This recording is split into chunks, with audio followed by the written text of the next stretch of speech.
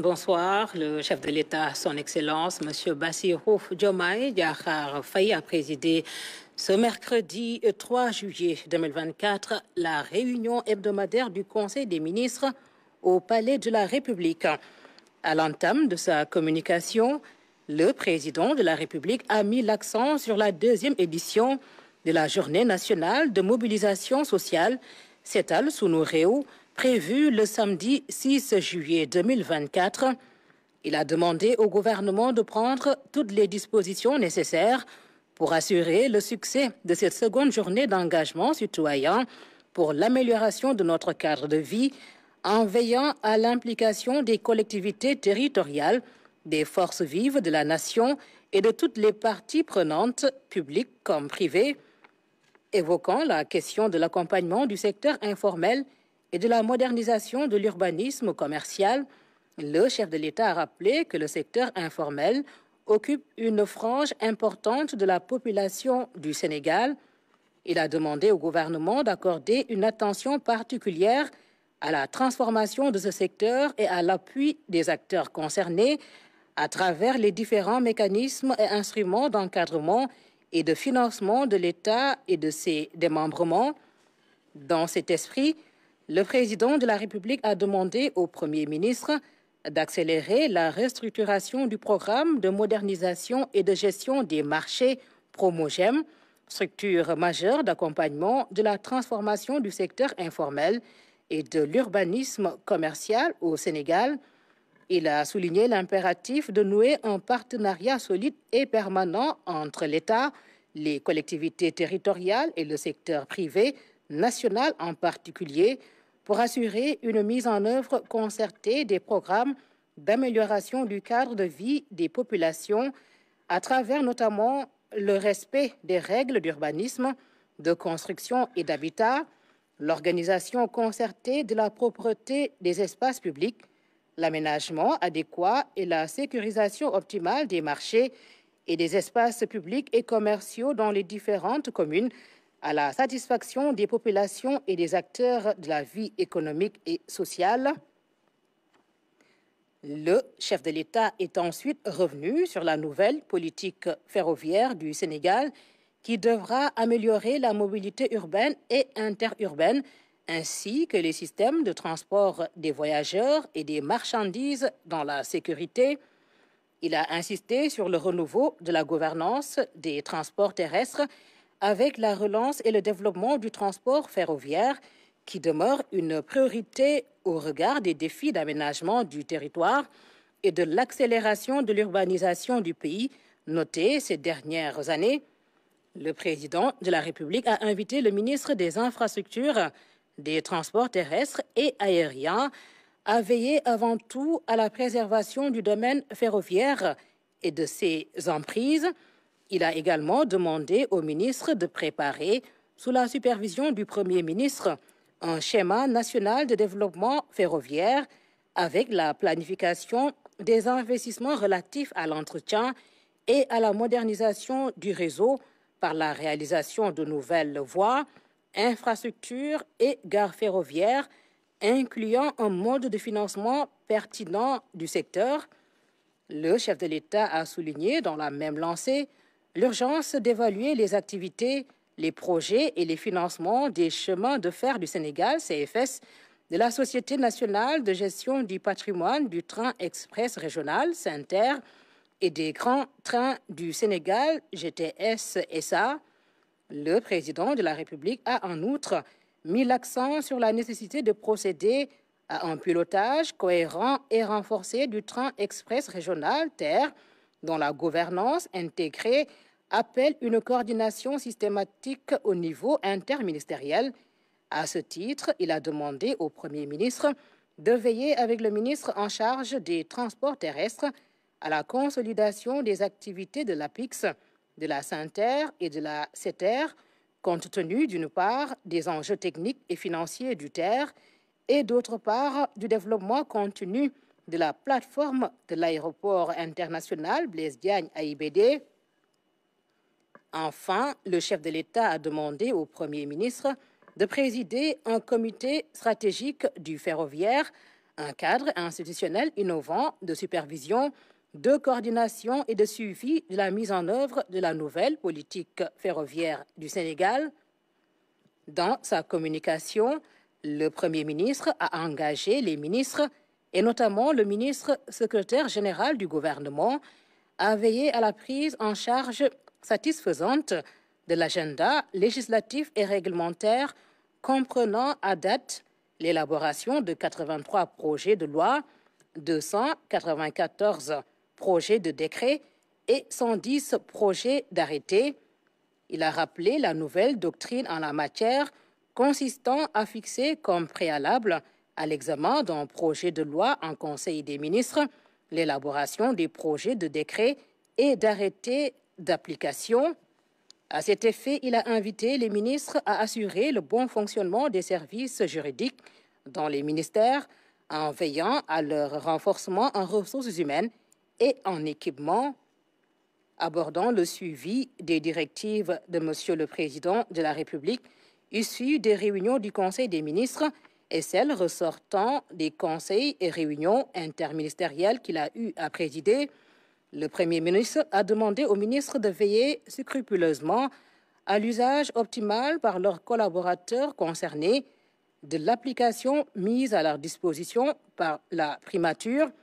Cet outil permettra de renforcer la culture d'évaluation des performances par le biais de reporting trimestriels implantés qui seront soumis à Monsieur le Président de la République.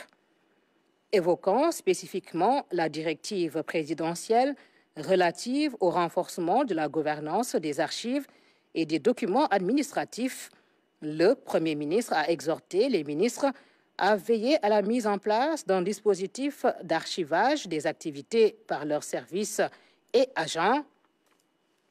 Il a invité le ministre chargé de la fonction publique, en rapport avec le ministre secrétaire général du gouvernement, à finaliser dans les plus brefs délais le projet d'arrêté relatif à la mise en place de l'équipe pluridisciplinaire chargée de la révision du programme d'appui à la modernisation de l'administration PAMA. Par ailleurs, le Premier ministre a engagé le ministre chargé de l'énergie à entreprendre les démarches nécessaires en vue de l'accélération des projets en cours en matière d'électrification rurale et de renforcement des mesures d'accès facilité des ménages à l'énergie solaire. Il a également insisté sur les modalités de réalisation dans les meilleurs délais d'un pipeline de gaz de Saint-Louis à Dakar, tiré de l'exploitation du gisement de Grand Tortue Ahmeyim GTA. S'agissant de la gestion de la période de chaleur, caractérisée par des pics de consommation d'électricité, il a souligné la nécessité de veiller à l'approvisionnement conséquent du réseau en vue de la réoccupation progressive des locaux du building administratif Mamadou Dia dans les meilleurs délais. Le Premier ministre a fait part des développements intervenus dans la gestion du contrat de remise en état de cet édifice. Au titre des communications des ministres. Le ministre de l'Hydraulique et de l'Assainissement a fait le point sur l'initiative des autoroutes de l'eau. Le ministre de la Famille et des Solidarités a fait une communication sur les conditions d'accès à la dialyse. Le ministre de la Santé et de l'Action sociale a fait le point sur le forum Gavi tenu le 20 juin 2024 à Paris. Au titre des mesures individuelles. Le président de la République a pris les décisions suivantes. Au titre de la présidence, M. Lansana Gagny Sakho, titulaire d'un doctorat en Business Administration, est nommé président du conseil d'administration de l'Agence de promotion des investissements et des grands travaux APIX, en remplacement de M. Abdou Fall. M. Fall Mbaye, titulaire d'un doctorat en génie électronique, est nommé directeur général de l'Institut national du pétrole et du gaz, INPG, en remplacement de M. Agibou Ba. Au titre de la primature, le colonel Amadou Ousmane Ba de la Gendarmerie nationale, précédemment directeur du contrôle des études et de la législation au ministère des Forces armées est nommé directeur général de la surveillance et du contrôle de l'occupation du sol en remplacement du colonel Papa Sabouri Ndiaye, appelé à d'autres fonctions. Au titre du ministère de l'Intérieur, M. Abdul Wahabou Sall, contrôleur général de police, est nommé directeur général adjoint de la police nationale en remplacement de M. Modou Diagne, appelé à d'autres fonctions. Au titre du ministère de la Justice, M. Aliou Ndiaye, titulaire d'un master professionnel en sciences de gestion matricule de solde numéro 602-214C, est nommé directeur de l'administration générale et de l'équipement au ministère de la Justice en remplacement de M. Abdoulaye Sy, appelé à d'autres fonctions. Au titre du ministère des Infrastructures et des Transports terrestres et aériens, M. Pape Abdourahmane Dabo, ingénieur des travaux publics, est nommé président du conseil d'administration de la société AIBD SA en remplacement de M. Abdoulaye Timbo. M. Atouman Sy, spécialiste sécurité routière et titulaire d'un diplôme d'études approfondies DEA en géographie et aménagement du territoire, est nommé directeur général de l'Agence nationale de la sécurité routière ANASER en remplacement de M. Cher Omar Gaye. M. Ibrahim Assal, ingénieur géotechnicien, expert routier, est nommé directeur général de la société Autoroute du Sénégal ADS en remplacement de M. Aubin Sagna, appelé à d'autres fonctions. Au titre du ministère de l'Environnement et de la Transition écologique, le colonel Ibrahima Gueye, conservateur des parcs nationaux, est nommé directeur des parcs nationaux en remplacement de M. Bokar Cham, admis à faire valoir ses droits à une pension de retraite. M. Aliou Ndiaye, professeur assimilé en biotechnologie végétale, est nommé directeur exécutif de l'Autorité nationale de biosécurité en remplacement de M. Ousseynou Kassé, appelé à d'autres fonctions. Le colonel Lamine Kane, conservateur des parcs nationaux, est nommé secrétaire permanent de l'Autorité nationale de biosécurité post-vacant. M. Modou Fall Gueye, titulaire d'un doctorat en biologie végétale, est nommé directeur du Centre d'éducation et de formation environnementale en remplacement de M. Gora Nian, appelé à d'autres fonctions. Au titre du ministère de l'Enseignement supérieur, de la Recherche et de l'Innovation, M. Serigne Bakelo, ingénieur informaticien, est nommé directeur du Centre régional des œuvres universitaires sociales de Thiès en remplacement de M. Cher Sall. M. Jean Biran Ning, maître de conférence titulaire, est nommé directeur du Centre régional des œuvres universitaires sociales du Sine Saloum en remplacement de M. Ousseynou Diop. Madame Fama Dian, juriste, spécialiste en logistique et management portuaire, est nommée directeur du Centre régional des œuvres universitaires sociales de Diamniadio en remplacement de Moussa Hamadi Sarr. M. Salif Baldé, titulaire d'un doctorat en sciences de l'éducation, est nommé directeur du Centre régional des œuvres universitaires sociales de Ziguinchor en remplacement de M. Sana Mané. Au titre du ministère de l'Industrie et du Commerce, M. Momar Tala Gueye, directeur de recherche CAMES, précédemment directeur de la recherche et du développement de l'Institut de technologie alimentaire, est nommé directeur de l'Institut de technologie alimentaire en remplacement de M. Mamadou Amadou Sek, admis à faire valoir ses droits à une pension de retraite. Au titre du ministère de la Famille et des Solidarités, Madame Assia Diop, titulaire d'un diplôme d'ingénieur en industrialisation, spécialiste en financement de l'entrepreneuriat, est nommée directeur général du développement communautaire et de la promotion de l'équité en remplacement de M. Moussé Bar Faye. Madame Fatoumata Bintou Diédjou, titulaire d'un master 2 en management de projet, est nommé directeur de l'équité sociale en remplacement de Madame Fatou Diagne. Monsieur Elie Paul Biagui, précédemment directeur régional du pôle sud du développement communautaire, est nommé directeur du développement communautaire en remplacement de Monsieur Khadim Silla.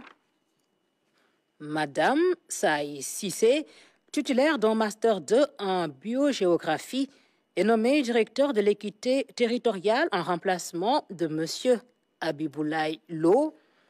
Madame Fatouba, titulaire d'un Master 2 en droit et ingénierie financière et fiscalité, est nommée directeur de promotion des droits et de la protection des enfants en remplacement de Monsieur Ibrahima Gueye. Madame Nancy Ndour, titulaire d'un doctorat en sociologie de l'éducation, est nommée directeur de l'autonomisation économique des femmes, poste vacant. Monsieur Edmond Camara, administrateur civil, matricule de solde numéro 624-555C, est nommé directeur de l'administration générale et de l'équipement au ministère de la Famille et des Solidarités, au titre du ministère de l'Urbanisme, des collectivités territoriales et de l'aménagement des territoires. Monsieur Baye Nias, ingénieur de conception en BTP, option ponts et chaussées, est nommé directeur général de l'Agence de construction des bâtiments et édifices publics en remplacement de Monsieur Hamadi Dian. Monsieur Serigne Cheikh Bahoum, inspecteur de l'administration pénitentiaire, matricule de solde numéro 659-489E, est nommé directeur de l'administration générale et de l'équipement au ministère de l'Urbanisme, des collectivités territoriales et de l'aménagement des territoires. Madame Sophie John, expert environnementaliste, est nommée directeur du projet de promotion de la gestion intégrée et de l'économie des déchets solides Promojet, en remplacement de Monsieur Cheikhou Omar Gaye. Au titre du ministère de la Santé et de l'Action sociale, Monsieur Ousmane Sissé, titulaire d'un doctorat en médecine, est nommé directeur général de la santé en remplacement du docteur Bernabé Ning. Monsieur Seydou Diallo, titulaire d'un doctorat en pharmacie, est nommé directeur général de la Seine Pharmacie nationale d'approvisionnement, Seine PNA, en remplacement du docteur Fatou Faye Ndiaye, DEM. Madame Fatou Bara Njon, ingénieure biomédicale, matricule de solde numéro 613-850E, est nommée directeur des infrastructures, des équipements et de la maintenance au ministère de la Santé et de l'Action sociale, en remplacement de Monsieur Ahmad Diouf. Monsieur Malik Diallo, titulaire d'un doctorat en gestion des ressources humaines, est nommé directeur des ressources humaines au ministère de la Santé et de l'Action sociale en remplacement de Madame Awa Fall Diagne, au titre du ministère de l'Agriculture, de la Souveraineté alimentaire et de l'Élevage. Monsieur Mamadou Lamine Diouf, économiste, matricule de solde numéro 610-992C, est nommé directeur de l'administration générale et de l'équipement au ministère de l'Agriculture, de la Souveraineté alimentaire et de l'Élevage, au titre du ministère de la Microfinance et de l'Économie sociale et solidaire. Monsieur Abdou Diaw, titulaire d'un doctorat en finance islamique, est nommé coordonnateur national du programme de développement de la microfinance islamique en remplacement de Madame Aminata Diaw.